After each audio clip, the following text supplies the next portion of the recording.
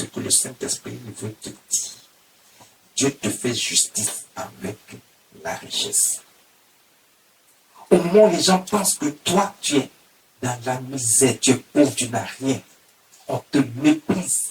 C'est en ce moment-là que Dieu choisit pour t'élever, pour te positionner à un tel niveau que quand l'ennemi, ou bien ceux qui se moquaient de toi, ceux qui pensaient que toi, tu n'allais jamais rien devenir là, et que toi, tu n'as pas de travail, tu es là, dans le quartier, c'est toujours toi, mais voici qu'à un moment donné, Dieu a vu ta souffrance, Dieu a regardé ta souffrance, Dieu a vu que tu as besoin que sa main puissante soit dans ta vie.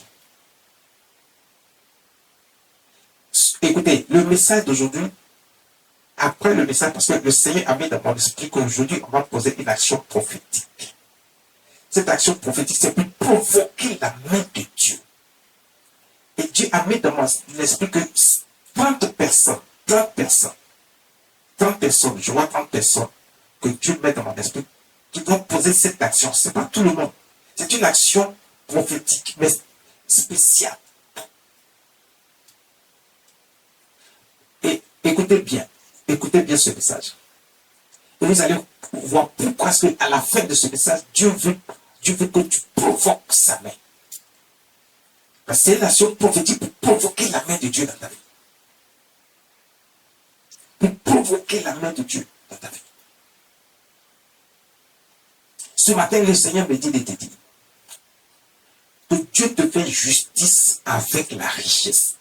On dit que tu es pauvre, tu es dans la misère, les gens te méprisent. Toi-même, tu cherches même une nourriture par jour, tu ne trouves pas.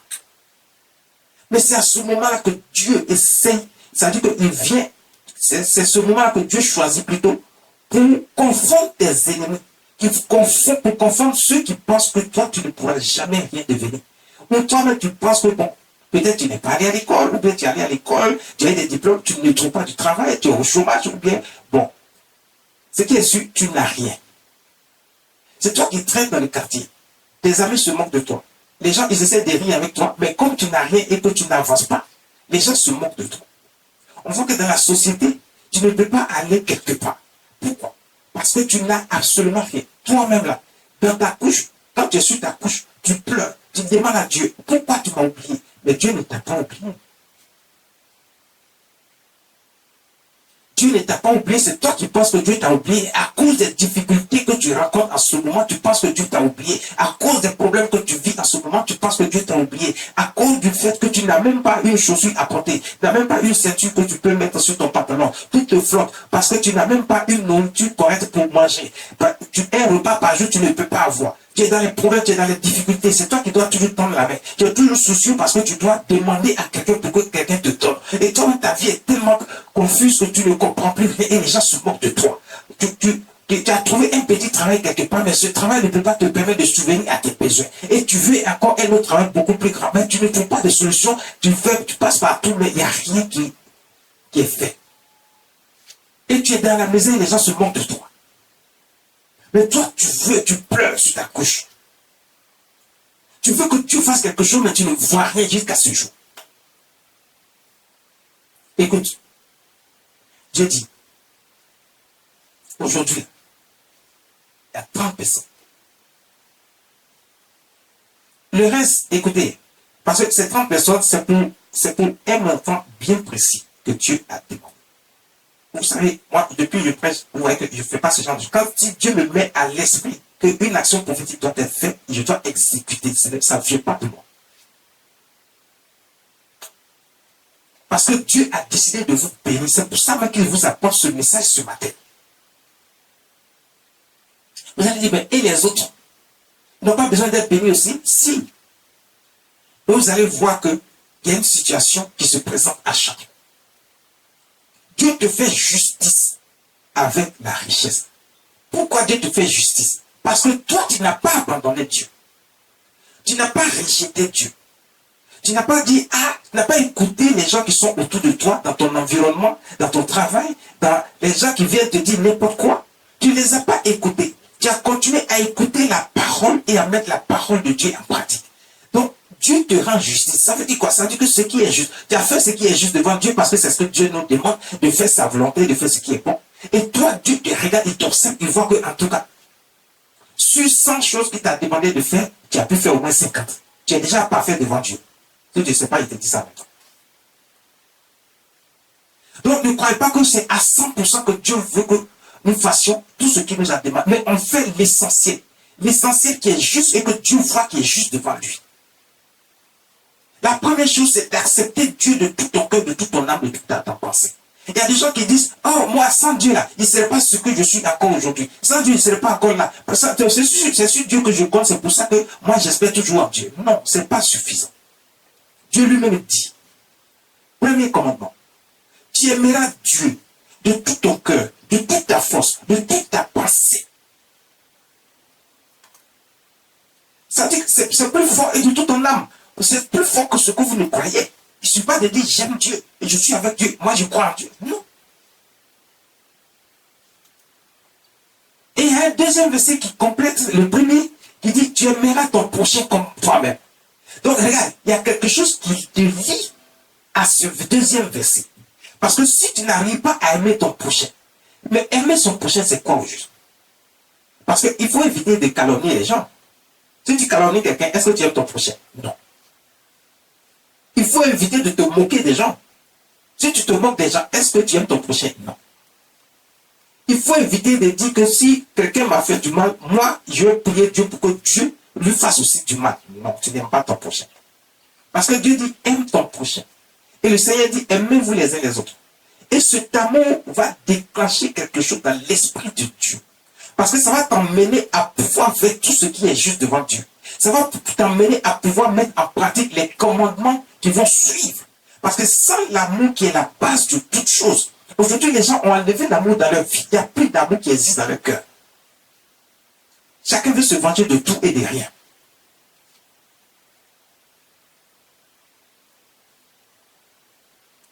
Ce matin, Dieu veut que tu provoques sa main. C'est pour ça qu'il te donne ce message. Il dit que, écoute, Dieu te fait justice avec la richesse. Donc si toi tu es juste devant Dieu, Dieu ne peut pas te laisser dans la misère pour que les gens se moquent de toi.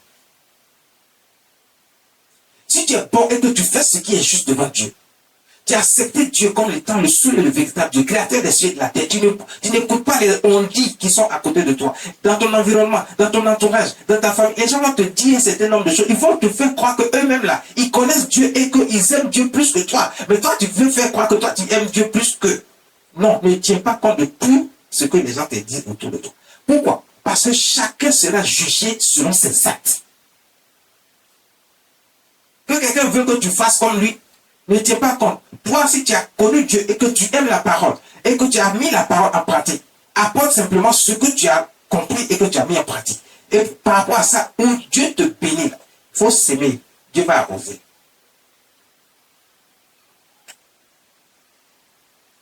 Le reste là, ça appartient à Dieu. Que personne ne vienne te distraire pour dire non, nous tous on connaît Dieu.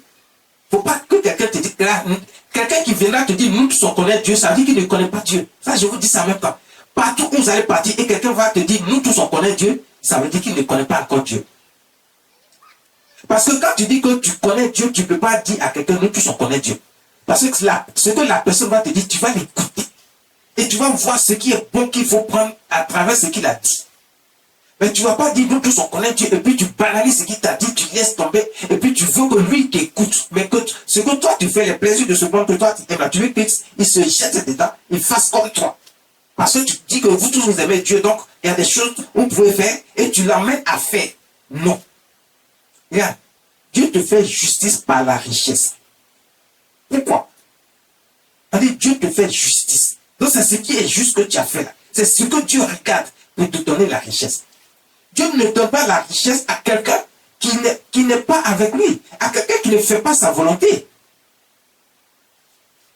Vous allez me dire, mais il y a des gens qui ne sont pas avec Dieu, mais qui ont reçu la richesse. Non, écoutez, il y a des gens que Dieu a bénis, pas parce que ils ont rempli toutes les conditions, mais c'est un exemple. Dans leur environnement, Dieu veut que celui même à qui il a donné la richesse vienne à lui et qu'il le serve. Celui-même qui a permis que Satan aille voler de l'argent pour lui donner, et parce qu'ils sont passés par des choses mystiques ou par des sectes, et puis ils disent qu'ils ont produit de l'argent, mais ils ont volé de l'argent qui appartient à Dieu. Mais Dieu laisse faire pour qu'ils prennent cet argent, pas pour faire les choses qui sont mal, mais pour faire ce qui est bien. Et pour que lui-même, il revienne, il reconnaisse que c'est Dieu qui donne la richesse. Regardez, tous ceux qui sont passés par de mauvais chemins pour avoir la richesse, regardez comment leur vie a été. Ils ont mal fini. D'autres sont morts de façon catastrophique, de façon dramatique, par des maladies bizarres, par des accidents, par un certain nombre de choses qui ne sont pas expliquées. Mais pourquoi ça ne peut pas s'expliquer? Parce que c'est la main de Dieu qui a frappé aussi.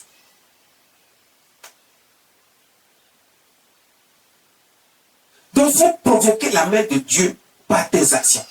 Il faut provoquer la main de Dieu par un certain nombre de choses. Provoque la main de Dieu. Provoquer la main de Dieu.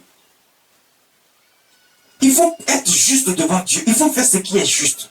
Le Seigneur Jésus a dit dans sa parole, lorsqu'il est venu, il a fait le sacrifice de sang sur la croix. Il dit, le sang a coulé sur la croix et ce sang est répandu pour la rémission des péchés de plusieurs. Il dit pour la rémission des péchés de plusieurs. Et si, ça veut dire que c'est pas tout le monde, c'est pas pour tout le monde que ce sang a coulé, c'est pas pour tout le monde que l'alliance a été faite. Parce qu'il y a des gens qui vont pas accepter. Ils vont continuer à douter. Ils ne font pas confiance à Dieu. Ils ne font pas confiance, ils n'ont pas la foi qu'il faut. Alors que ce sacrifice, c'est pour que tu aies la foi et que ce que tu n'as pas encore vu, tu crois à ça, tu fais confiance à Dieu et que par cette foi que tu as là, tu puisses obtenir, il est possible que tu crois qu'il est là. Dieu lui rend tout possible. C'est par la foi que ce qui n'existe pas encore, tu l'amènes à l'existence. Parce que pourquoi tu l'amènes à l'existence? En croyant que Dieu peut le faire pour toi. Si tu crois que Dieu fait pour toi, tu n'as rien à faire avec un homme qui va te distraire avec des paroles qui vont t'éloigner de Dieu et qui vont t'éloigner de la main puissante de Dieu. Dieu te fait justice avec la richesse. Donc tu cherches l'argent, tu veux la richesse, tu veux la prospérité, tu veux un bon travail, tu veux un bon salaire, tu veux être positionné, tu veux que tes ennemis voient, tu veux que Dieu t'a sorti de la misère et de la boue pour te positionner, pour que toi, tes ennemis voient qu'ils soient dans la confusion, ils sachent que toi, il y a un Dieu qui est avec toi. Mais il y a quelque chose aussi que Dieu t'a dit de faire, tu ne le fais pas. Dieu veut te bénir, il veut te donner la richesse, oui. Mais il donne la richesse, c'est-à-dire que il te fait justice avec la richesse. Il donne la richesse à ceux qui méritent la richesse. C'est pour ça qu'il y a des gens qui ne sont pas avec Dieu, à qui Dieu a permis d'avoir de l'argent, mais pour pouvoir partager avec ceux qui sont autour d'eux et qu'eux-mêmes soient gagnés à Christ, mais ils ne viennent pas à Christ et puis font le mal avec cet argent. Dieu les punit en enlevant cette richesse dans leurs mains. Dieu les punit en les ramenant à terre pour montrer que c'est lui qui élève, c'est lui qui rabaisse. À un moment donné, ces gens parce qu'eux, ils se sont confiés au diable et le diable allait voler quelque chose pour leur donner. Il va leur demander un certain nombre de sacrifices. À un moment donné, il ne peut plus suivre le mouvement. La cadence est trop. Il ne peut pas suivre le mouvement pour continuer à faire ses sacrifices. À chaque fois, il faut demander le sang, il faut faire tel sacrifice. Non, il ne peut pas suivre le mouvement. Donc, ils sont obligés maintenant de comprendre que la richesse ne se trouve pas avec le diable. Ce que le diable a pu donner à ceux qui ne sont pas avec Dieu, il a volé pour donner et maintenant, ça lui pose un problème. Lui, il cherche le sang. Il essaie d'attirer les gens vers lui pour prendre le sang parce qu'il se nourrit du sang. Il te fait croire qu'il peut te rendre riche, il peut faire ceci, faire cela, mais en réalité, c'est le sang des gens qui cherchent.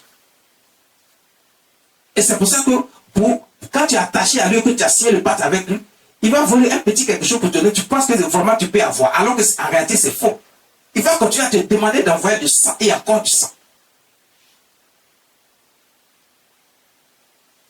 Avec Dieu, Dieu n'a pas besoin que tu tues ton frère, ta mère, ton parent, ton ami, quelqu'un pour pouvoir prendre le sang afin qu'il te rende riche. Il dit simplement ma volonté là. Ne tue pas, ne vole pas, ne mens pas, ne sois pas prostitué, ne vis pas dans la débauche. Sois quelqu'un de bien. Fais du bien autour de toi. Si tu as un pain, partage avec ton ami. Tu vois qu'il a faim et tu sais qu'il ne peut pas trouver quelque chose à manger. Toi, tu as un petit pain avec toi. Coupe un peu, donne-lui, qu'il mange. Tu vois quelqu'un qui est nu, il ne sait pas comment faire. Donne-lui un habit, si tu en as un peu. Donne-lui au moins un pour qu'il puisse se couvrir avec. Ce sont des choses simples à faire. Ce n'est pas la main à boire ce que Dieu nous demande. Il dit, sois bon et juste. Aime ton prochain comme toi. Les gens sont incapables d'aimer au point où ils ont enlevé l'amour dans l'esprit des gens. C'est le diable qui fait ça. Les gens pensent que l'amour n'existe pas, alors que l'amour est la base de toute chose. C'est par amour que Dieu a créé l'homme. C'est par amour que Dieu a créé ce monde. C'est par amour que tout ce qui existe a été créé par Dieu. Et Dieu base toute chose sur l'amour. Comment peut-on dire que l'amour n'existe pas? C'est pour ça que quand vous ne mettez pas l'amour dans ce que vous faites, vous voyez que vous échouez dans tout. L'amour est capable de pardonner. Il y a des gens qui disent je ne vais jamais pardonner, pourtant eux-mêmes ils font des choses et ils veulent qu'on leur pardonne eux aussi. Mais eux ils ne peuvent pas pardonner. Vous voyez qu'il n'y a pas d'amour par eux et il y a quelque chose qui ne va pas. Dieu te fait justice avec la richesse. Il va te donner la richesse parce que tu as fait quelque chose. Donc il te fait justice. Il te rend justice. Il te fait justice parce que tu as fait quelque chose qui a plu à Dieu, qui lui plaît. Quelque chose qui a plu à Dieu. Quelque chose qui lui plaît, qui a touché son cœur. La Bible dit, David était selon le cœur de Dieu. Il savait comment toucher le cœur de Dieu. Il savait comment faire des choses qui sont bien devant Dieu. Est-ce que David aussi n'a pas péché? David a péché. Mais pourquoi David est selon le cœur de Dieu? Dieu lui-même, il a dit de sa propre bouche, il a trouvé un homme selon mon cœur. Pourtant, Dieu savait d'avance que David allait commettre certains péchés, certaines situations. Mais écoute, quand tu as péché, ne regarde pas que ce qui est intéressant, il ne faut pas rester dans le péché. Abandonne le péché, répands-toi et laisse tomber définitivement le péché dans lequel tu te trouves. Et Dieu te pardonnera et tu verras la bonté de Dieu dans ta vie. Il va te faire grâce. Parce que c'est toutes ces choses-là, quand tu arrives à faire ça, tu touches le cœur de Dieu. Aime ton prochain.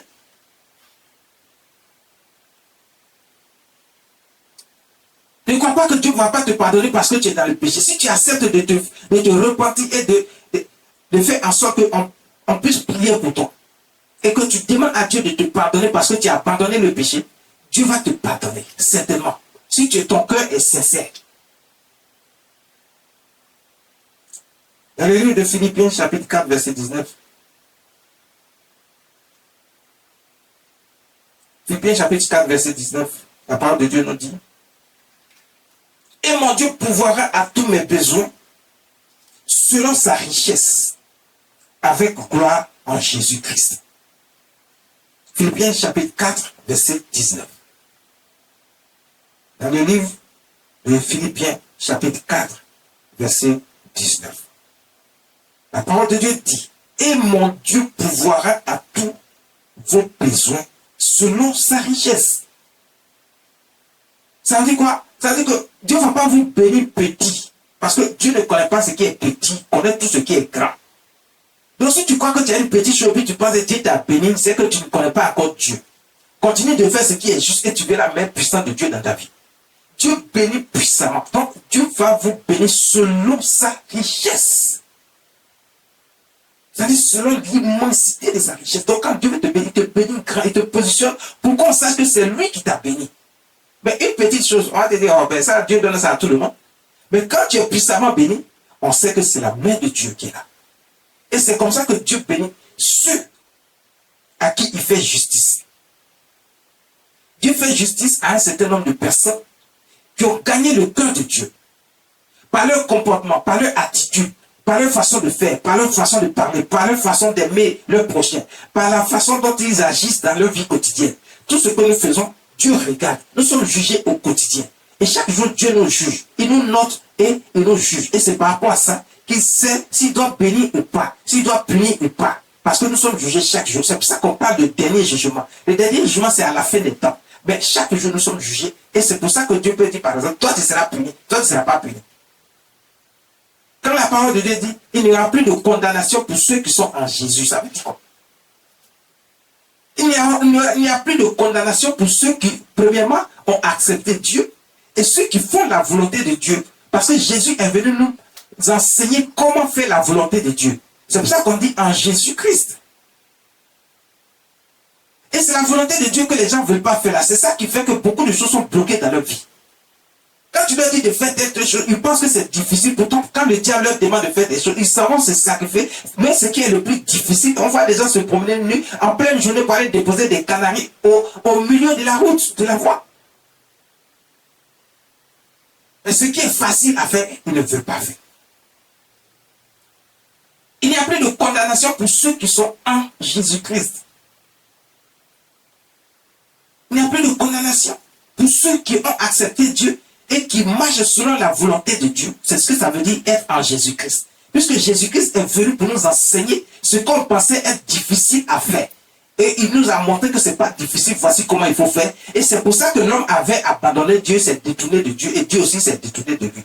Mais Jésus est venu parce que par amour pour nous, Dieu a envoyé son Fils unique afin que quiconque croit en lui ne périsse pas, mais qu'il ait la vie éternelle. Donc ça veut dire que tu ne vas pas mourir, tu ne vas pas rester dans la pauvreté, dans la misère, mais tu vas avoir ce qui est juste et bon. Tu vas vivre dans la prospérité, dans la richesse. Le bonheur sera ton partage chaque jour. Parce que tu as accepté de marcher avec Dieu et de faire sa volonté. C'est ça être en Jésus-Christ. C'est ça être en Jésus-Christ.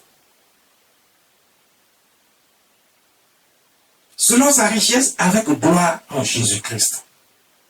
Et c'est Jésus qui nous a permis d'avoir cette opportunité d'être rachetés par Dieu et de pouvoir retrouver la faveur de Dieu dans notre vie et pour que Dieu puisse nous faire grâce de toutes sortes de richesses selon sa justice. Parce qu'il nous rend justice.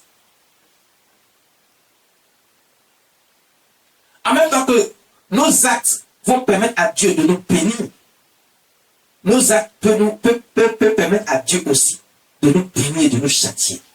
C'est pour ça qu'il faut faire ce qui est juste devant Dieu. Donc quand tu te rends justice, celui qui t'a fait le mal, lui aussi va payer selon les conséquences de ses actes.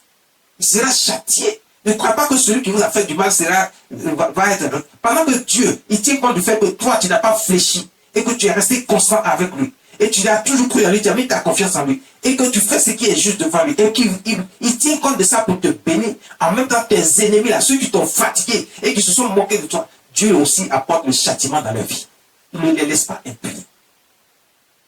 Dieu ne laisse pas le méchant impuni. Job chapitre 22, verset 25.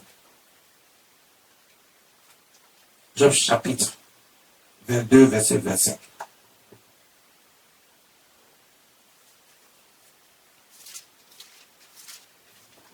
Le livre de Job, chapitre 22, verset 25. Et le Tout-Puissant sera ton or, ton argent et ta richesse. Le Tout-Puissant, l'Éternel Dieu, sera ton or, ton argent et ta richesse. L'or, l'argent et la richesse que tu cherches, c'est Dieu. Parce que tout lui appartient, il a dit lui-même, tout m'appartient. Il dit tout, dans les cieux, sur la terre, tout m'appartient. Donc l'or lui-même, Dieu a créé. Ça appartient à Dieu. L'argent, Dieu a créé. Ça appartient à Dieu. La richesse, parce que la richesse englobe tout. Ça englobe l'argent, ça englobe l'or, ça englobe l'enfant, ça englobe le mariage. C'est ça la richesse. Parce que Dieu te donne toutes sortes de richesses et tu es béni selon la bénédiction que Dieu donne. Il y a une grande bénédiction parce que la bénédiction que Dieu donne, il te donne toutes sortes de bénédictions qui englobent tout. On dit que tu es stérile, il te fait enfanter. C'est une richesse, avoir des enfants. Il te permet de te marier. Il te permet d'avoir le bonheur. C'est une richesse. Quand tu as la paix dans ta vie, il dit, j'ai un projet de paix pour vous et non un projet de malheur. Un projet de paix et non un projet de malheur. Le projet de paix, c'est lorsqu'il rassemble toutes choses pour que tu sois dans la joie, dans le bonheur, dans l'épanouissement. Et que tu sois protégé. La sécurité soit ton partage. Tes ennemis ne peuvent plus rien faire contre toi. C'est ça la paix dont Dieu parle. C'est un ensemble de tout. Où tu peux enfanter, tu peux faire ton mariage tranquille. Quand tu as toutes ces choses-là, est-ce que tu ne dors pas tranquille? Tu n'as pas la paix, puisque tu as aussi la protection et la sécurité de Dieu. Tu as aussi la paix et la sécurité de Dieu. Il dit, je n'ai pas prévu de malheur pour vous. Mon projet pour moi, c'est la paix. Et la paix, c'est tout ce que je viens de vous citer. C'est pour que tu sois dans le bonheur et dans l'épanouissement. Que tu sois protégé, tu sois dans la sécurité. C'est ça que Dieu prend pour te rendre justice parce que tu es avec lui, que tu as fait ce qui est juste devant ses yeux. Proverbe chapitre 8, verset 18. Parce que tu as fait ce qui est juste devant ses yeux. Dieu ne t'abandonne pas, ne te laisse pas. Il te fait justice. Dieu te rend justice. Écoute-moi. Dieu te rend justice. Pour le fait que tu as accepté qu'il est Dieu. Pour le fait que tu lui fais confiance. Pour le fait que tu penses qu'il peut te protéger. Pour le fait que tu penses qu'il est tout pour toi et que c'est lui qui peut tout pour toi. Pour le fait que tu le célèbres chaque jour. Dans ta pensée. Dans tes actes. Dans tout ce que tu entreprends. Proverbe chapitre 8, verset 18. Proverbe chapitre 8, verset 18. Avec moi sont la richesse et la gloire, les biens durables et la justice. Dieu dit dans sa parole, avec moi sont la richesse et la gloire. Qui a dit que Dieu veut que, parce qu'on est chrétien, on est dans la maison de Dieu, on a décidé de marcher avec Dieu, on devient pauvre? Qui vous a dit ça? Tous ceux qui vous ont dit ça, ce sont des sorciers. Ils vous mentent, ils ne vous disent pas la vérité. Parce que Dieu n'a jamais dit que quelqu'un qui vient à l'église doit être pauvre. Dieu n'a jamais dit ça. Au contraire, Dieu dit qu'avec moi sont la richesse et la gloire. Non seulement il te donne la richesse, mais il te donne la gloire. Ça veut dire que quand les gens vont commencer à te voir, ils vont te respecter, ils vont t'honorer. Des gens même vont vouloir te vénérer tellement Dieu t'a béni. Et que tu coules sur la richesse de Dieu dans tout son ensemble. Tu as toutes sortes de bénédictions que Dieu t'a données. Et c'est cette gloire-là que Dieu lui-même te donne. Ce n'est pas pour te vanter, mais ça va venir seul. C'est des choses qui se font seules. Quand la bénédiction que Dieu donne est sur ta vie, tu n'as pas besoin de dire à quelqu'un je suis riche. Il lui-même sait que tu es riche. Il sait que Dieu t'a béni. C'est eux-mêmes qui vont apporter toutes sortes de choses pour que, ils vont te vénérer. C'est la gloire que Dieu va mettre sur toi pour que les gens te respectent en fait. Pour que tu sois honoré, pour que tu sois respecté. Partout où tu seras, sur l'ensemble de la terre, où tu te trouves. Il dit, avec moi sont la richesse et la gloire, les biens durables et la justice. Les biens durables. Je vous ai déjà dit, les gens qui s'en vont chez les sorciers, chez les mystiques, chez les marabouts, chez les féticheurs, ils s'en vont chercher l'argent rapide. Cet argent-là, c'est même parce que le diable signe avec vous et puis il vous donne. C'est pas un argent, c'est pas de l'argent qui reste longtemps avec vous.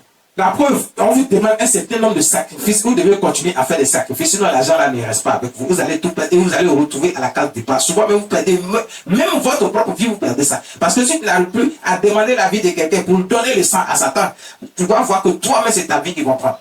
Donc tu vas connaître une situation, parce que si tu continues à faire des sacrifices de ce genre, où tu penses que tu dois donner encore quelqu'un pour que toi tu puisses devenir riche, pour que Satan puisse être satisfait parce que tu es encore en train de lui donner du sang, il te fait croire que c'est ce sacrifice-là qui fait que ta richesse-là peut se maintenir. Alors qu'il sait que c'est faux.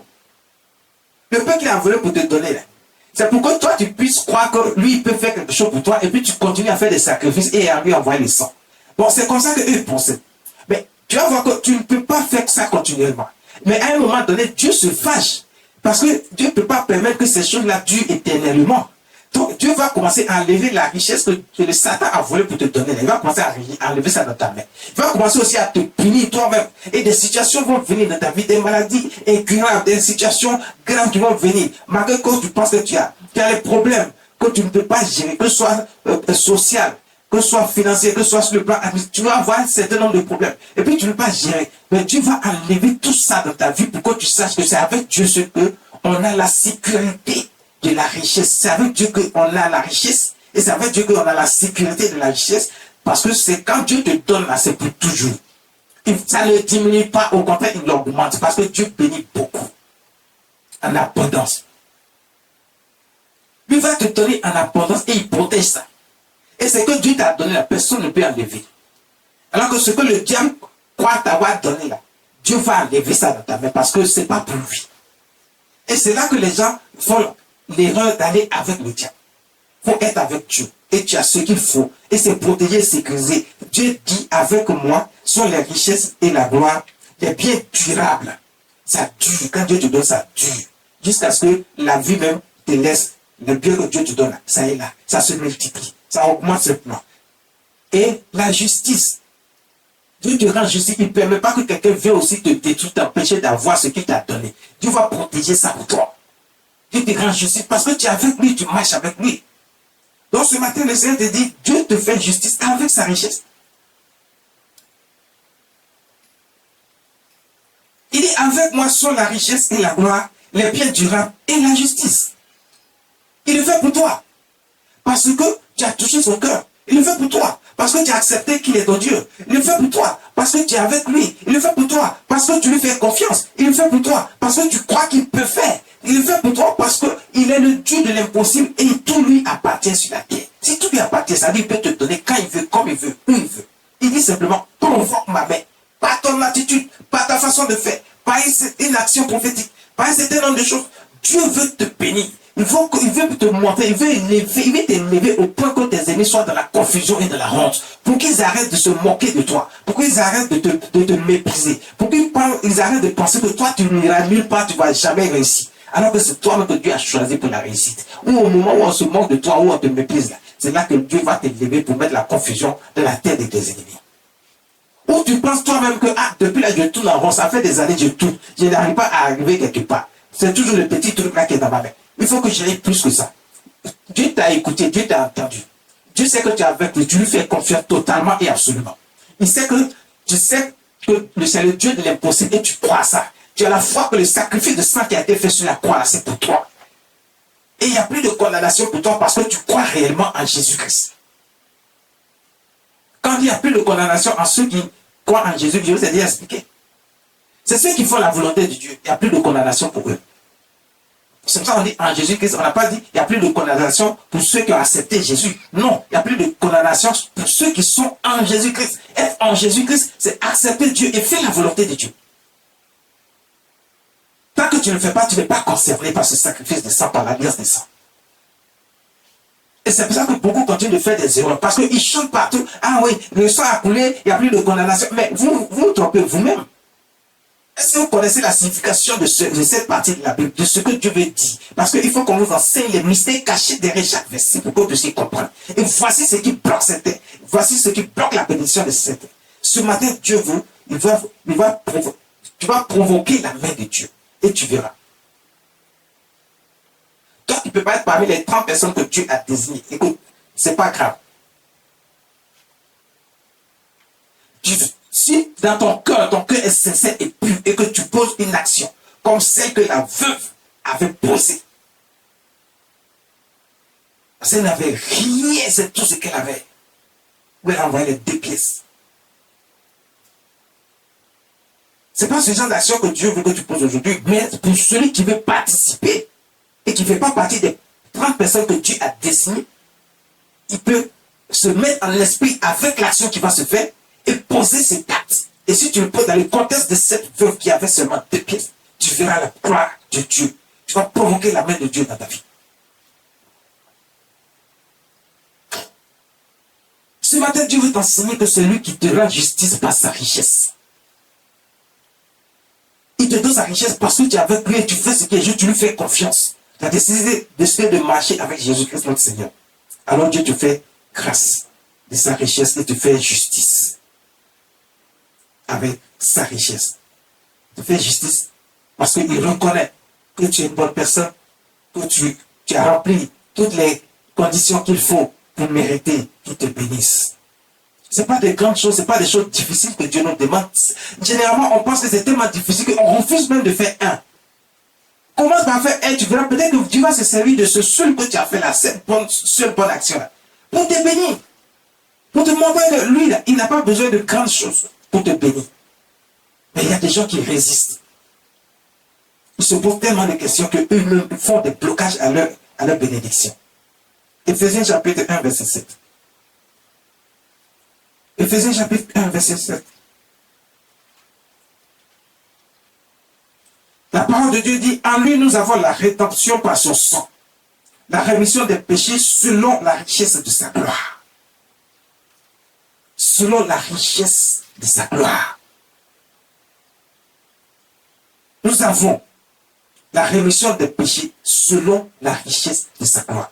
Dieu nous remet nos péchés parce que nous avons déjà accepté que nous avons péché et nous sommes repentis de façon sincère et nous avons accepté Dieu et le Seigneur Jésus comme étant notre Seigneur. Et nous marchons désormais avec Dieu en faisant la volonté de Dieu dans notre vie. Donc tout ce qui caractérise sa gloire, ce qui fait sa gloire, parce que sa gloire, c'est-à-dire qu'il est détenteur de tout dans les cieux et sur la terre.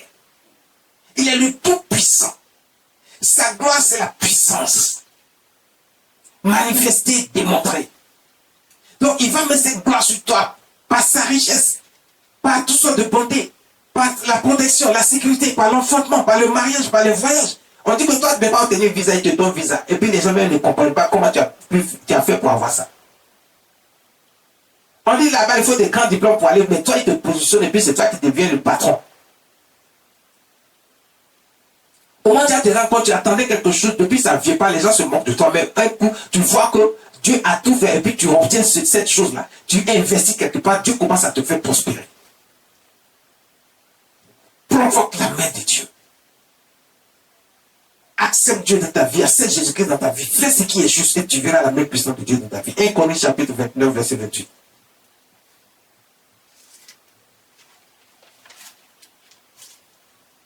1 Chronique chapitre 29, verset 28.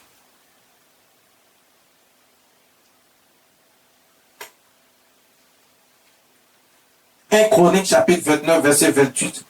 Il mourut dans une heureuse vieillesse. Il mourut dans une heureuse vieillesse, rassasié de jours. Quand Dieu te bénit, là, quand il a choisi de te bénir par sa richesse, il te fait justice, puis il commence à te bénir. Dieu va te protéger, il va te garder. Aucun problème ne viendra perturber ta quiétude. Tu vas vivre tranquille dans la paix, dans la sécurité. Dieu fait tout, et puis tu avances, et puis la gloire de Dieu est sur ta vie. Quand les gens te voient, ils sont contents. Et tu vis, il va faire en sorte que, même si tu avais donné peut-être 100 ans à vivre, il va augmenter 100 ans encore. Et tu vas vivre 200 ans. Ça te dit que ce qui t'a donné comme temps à vivre avant, il peut compléter encore parce qu'il veut que tu vives aussi longtemps pour que les gens voient la gloire de Dieu dans ta vie. Sa gloire, il veut voir ça sur ta vie. Donc il te fait vivre longtemps et tu vis rassasié de jours, d'une vie heureuse. Et dans la vieillesse, tu vis avec ça. Et de richesse et de gloire. Et de richesse et de gloire.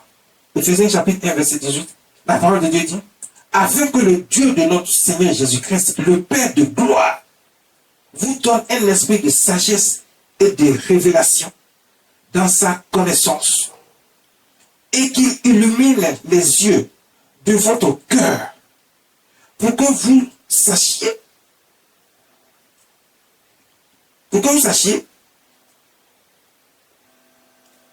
vas-y, fais la lecture. Quelle est l'espérance?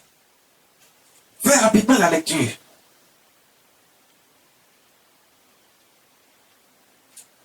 Éphésiens chapitre 1, verset 18 à 19. On commence par le verset 17 et 18.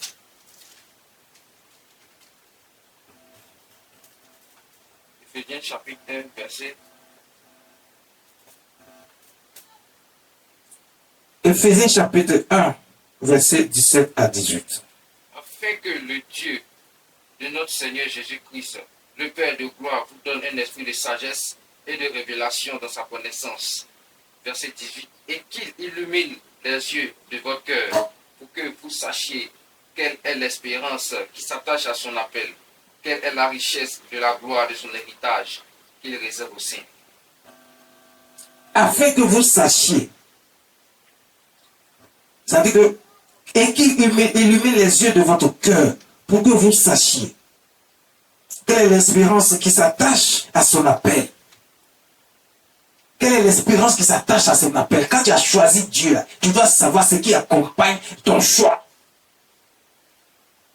Tu dois connaître ce qui accompagne ton choix pour avoir choisi Jésus-Christ notre Seigneur. Pour avoir choisi Jésus. Dieu va te faire, Jésus va te montrer que parce que tu l'as choisi, voici ce qui accompagne ton choix. Tu auras la gloire, tu auras la prospérité, tu auras la prospérité, la protection, tu auras l'enfantement, tu auras le mariage, tu auras les voyages, tu auras toutes sortes de richesses et de bénédictions. Tu seras protégé et sécurisé. Tes ennemis ne pourront plus rien contre toi. Ils vont se réunir contre toi, ils vont venir vers toi, mais ils vont fuir par cet chemin. Parce que la gloire de Dieu est sur ta vie pour avoir fait juste le bon choix. C'est ce que Jésus est en train de nous dire. La parole de Dieu est en train de nous dire ici. Il dit qu'il illumine les yeux de votre cœur pour que vous-même vous sachiez que c'est la main de Dieu qui est sur vous. C'est la main de Dieu qui a été provoquée à cause du choix que vous avez fait.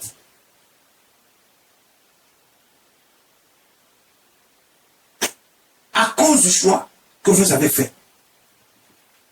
La main de Dieu est sur vous.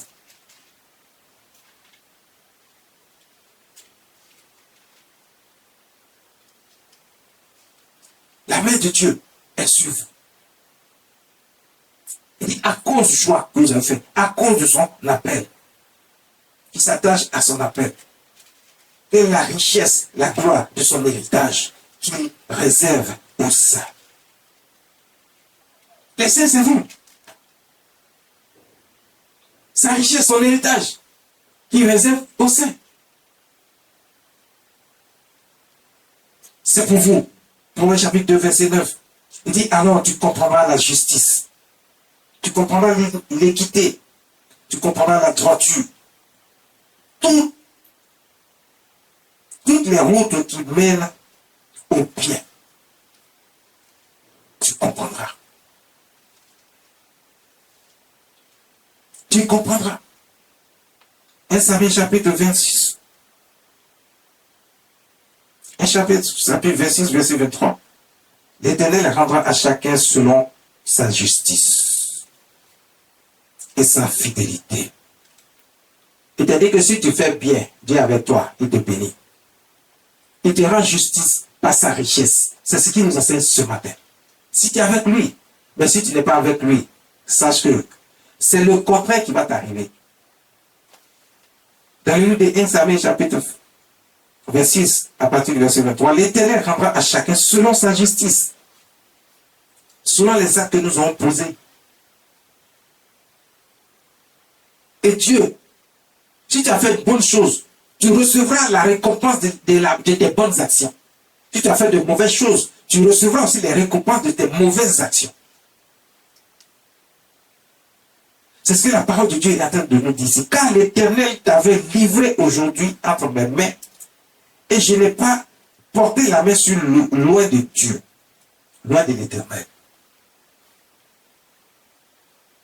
Lui, il n'a pas porté la main sur son ennemi, qui était en train de le harceler, qui cherchait à le faire mourir, qui cherchait à lui faire du mal.